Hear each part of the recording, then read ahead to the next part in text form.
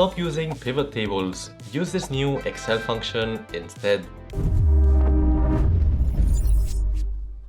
Up till now, if you had a table like this and your manager asked you to find the sales by country, you would simply head over to Insert and click on Pivot Table. From here, let's say we want it in an existing worksheet, somewhere down over here, and click on OK. Then we would get all the pivot table fields and we would select the country as our row and take the sales as our values. And you can see we get the full breakdown of the sales by country. The problem with this method is when the data updates. For example, let's suppose that I change the value over here and add 3 more zeros just so it looks very big. You'll notice that nothing actually happens on the pivot table. That's because every time there is an update, we need to go to Pivot Table Analyze and click on Refresh, and only then can we see the new value. Same thing goes down over here. If I added a new row, I would need to refresh it every time. That's a bit problematic. Luckily, we now have an alternative to the pivot tables, which is the GROUPBY function in Excel. And you can download this exact same table in the video description to follow along. And keep in mind that the GROUPBY function is still being rolled out, so it may not be available in your Excel file just yet, but let me show you how it works. Suppose we want to find the same thing, so it's gonna be the sales by country.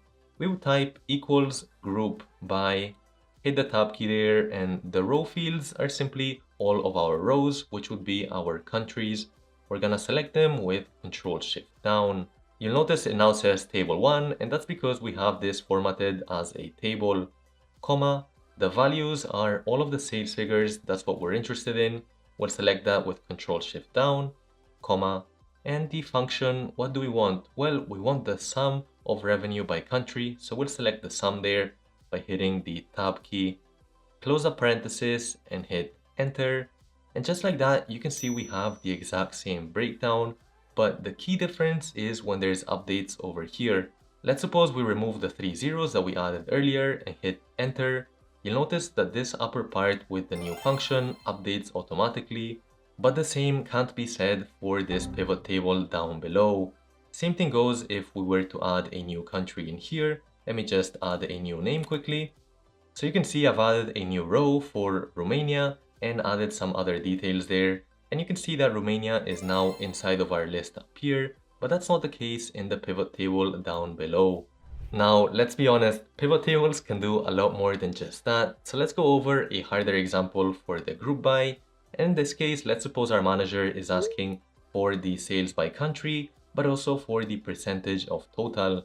With a pivot table, that's super easy. We just need to drag and drop the sales again over to the side. And for the second column, I can right click, show values as percentage of grand total. And you can see there we have the exact numbers. Keep in mind we need to refresh this, so I'm gonna go to Pivot Table Analyze and click on Refresh. Now that's looking updated. However, to do that in the group by, it's slightly different, but it can definitely be done. For this, right here where it's the function part, we need the sum and the percentage of total as well. So we're gonna be able to include both of them with the H stack formula. Open up the parenthesis. We first want the sum as array number 1, comma, and the second array is gonna be the percentage of, this is the percentage of total basically. We're gonna delete that parenthesis so we have it fully wrapped up for the H stack. Close the parenthesis again, this time for the group by function, and hit enter. Now you can see we have the percentage of total, and if I format this as a percentage, we should have the exact same values as below, as it seems to be the case. Awesome. Before we continue with even cooler features of the GROUPBY function, we should all be on the same page when it comes to data analysis, and a great way to guarantee that is using HubSpot's free Introduction to Data Analytics report. They're kindly providing this 50-page PDF completely for free, which you can download using the link in the description below. In the file, you'll find a comprehensive breakdown of what data analysis is, what types of data analysis there are, and some best practices as well. It's not just a report full of text though, there's also supporting visuals to make sure you understand. This resource is great if you're a beginner, as well as if you've already taken a fair share of statistic classes like myself. I personally find this most useful to refresh my memory on the key terms and techniques when it comes to data analytics. So I recommend you check this out in the link in the description below to download this completely free guide from HubSpot to level up your data analytics skills, and thanks to them for sponsoring this video. Back in Excel here, and I've simplified the group by a bit more, simply to have the sum at the end instead of the sum and the percentage of like before.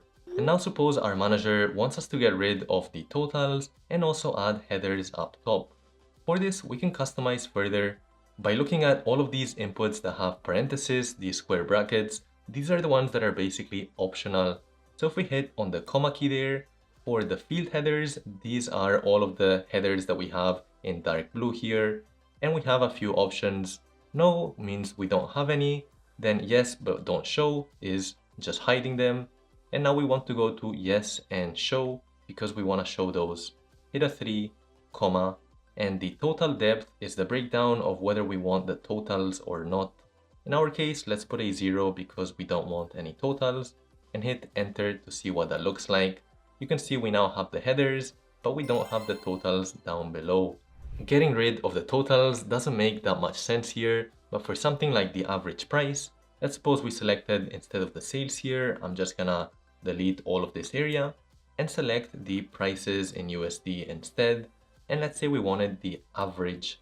Hit the tab key and hit enter.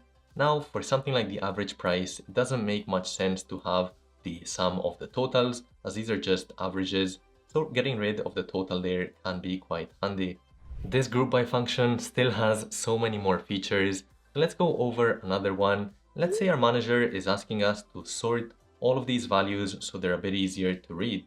For that, we would get back inside of the formula, hit a comma again, and now we have the sort order.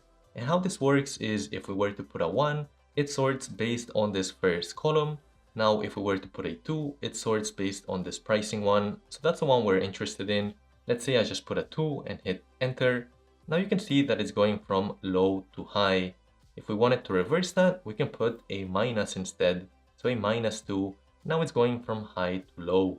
As you can probably imagine, we can also do things like change the number of decimals, like you would with any other formula. We show this to our manager, and now he wants to know not just the sales by country, but also the sales by country and product. So for this, we're gonna delete this formula entirely, and we need to move this down as it might be in the way. So I'm gonna press Ctrl X after I select it all, and just paste it down over here with Ctrl V. That's gonna move it lower down, and we'll do another group by. Hit the tab key, and the row fields, we don't just want the country anymore, we also want the product. So we can select both of them simply by Ctrl Shift down and then Shift right. You can see we have both selected, comma. The values is we're interested in all of the sales, comma. And for the function, we want the sum of them. We'll close the parenthesis and hit enter. Now you can see we have the values over here to the side. Let me remove that formatting and make it all more consistent simply by adding commas and no decimals. So right now we've added 2 row values. For Coca-Cola, we get the full breakdown by country, and same thing goes with all of the other products. If you thought up till now it was still fairly simple, the group by function still has more, and that's in the form of filtering. Let's suppose that our manager is telling us to get rid of Powerade, as that's a product we'll be discontinuing, so we don't want to see it in the totals. Well, for that we would go back inside the formula, and if we take a look, there's the filter array at the end. To get all the way there, we're gonna need to put the comma key a few times, all the way till that part gets boldened. So here we are in filter array, and here we want to say that, hey, out of all of the products that are currently available, we'll select all of those, as you can see there. We don't want it to equals, and we do that with this greater than and smaller than sign, to, in quotations, Powerade. Close the quotations and hit enter, and you'll notice how Powerade is now gone.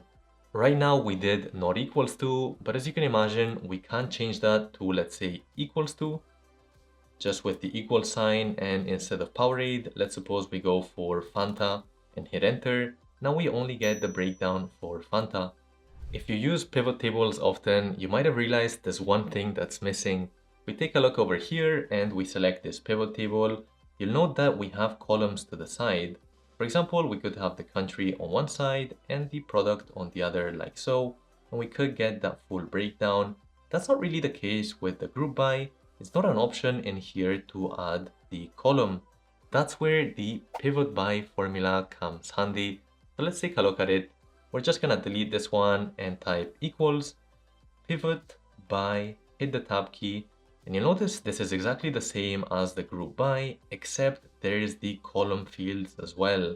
So we could select all of the countries as the row fields, comma, select all of the products as the column fields with Control Shift down, comma, and let's say we just want the sum of sales. So we'll select all of the values. So the sales values here, comma, and as a function, we'll take the sum, close the parenthesis and hit enter. And now you can see we get the exact same breakdown as down below. And maybe surprisingly here, it seems like only the US is selling all of the products we have available. To show you a better example of when the group by could be used, let's head over to this other sheet, and you'll notice that we now have a breakdown by quarter. So I'm just gonna add the pivot by function over here a bit more quickly, and we're gonna put the quarters as the column field.